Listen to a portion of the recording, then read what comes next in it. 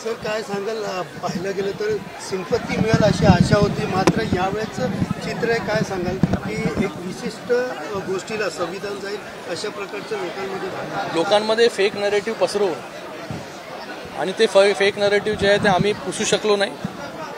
लोकांना जे आहे खोटं बोला पण रेटून बोला, जोर जोरात खोटं बोललं रोज तर लोकांना ते खरं वाटायला लागतं. अशीच परिस्थिती जी आहे ही काही विशिष्ट समाजाला घेऊन, काही जातींना घेऊन जे आहे हे त्यांनी केलं.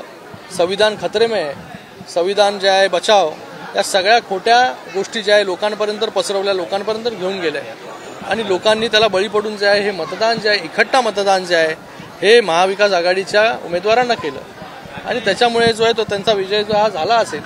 पण ही टेम्पररी गोष्ट आहे, हा परमनंट अरेंजमेंट नाही. इथे लोकांची दिशाभूल जी आहे ही करून तुम्ही मतदान मिळवलेलं आहे. लोकांची दिशाभूल जी आहे ते एकदा करू शकतो, वारंवार जे आहे लोकांची दिशाभूल जी आहे तिथे होत नसते.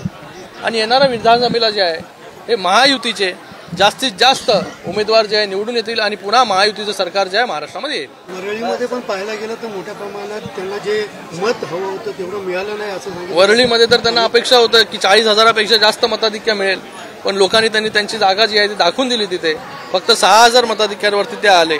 आणि मला वाटतं त्यांना जे वाटत होतं की मराठी माणूस जो आहे तो त्यांच्याबरोबर आहे, पण मराठी माणूस जो आहे तो खऱ्या अर्थाने जो आहे शिवसेनेच्या बाजूने, धनुष्यबाणाच्या बाजूने जो आहे हा बाळासाहेबांच्या शिवसेनेच्या बाजूने उभा राहिला आणि त्यांनी ते जे आहे मतपेटीतून जे आहे दाखवून दिलं.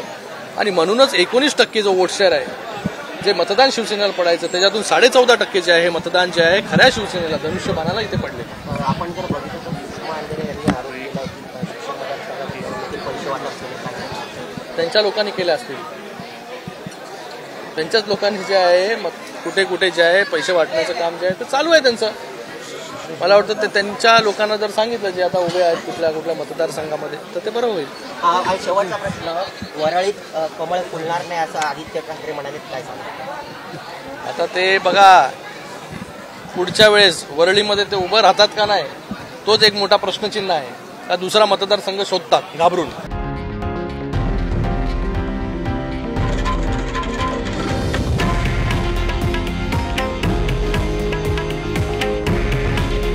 हे आहे देशातील नंबर 1 न्यूज नेटवर्क आणि आपण पाहत आहात TV9 मराठी. काळजी तुमची, हित महाराष्ट्राचं.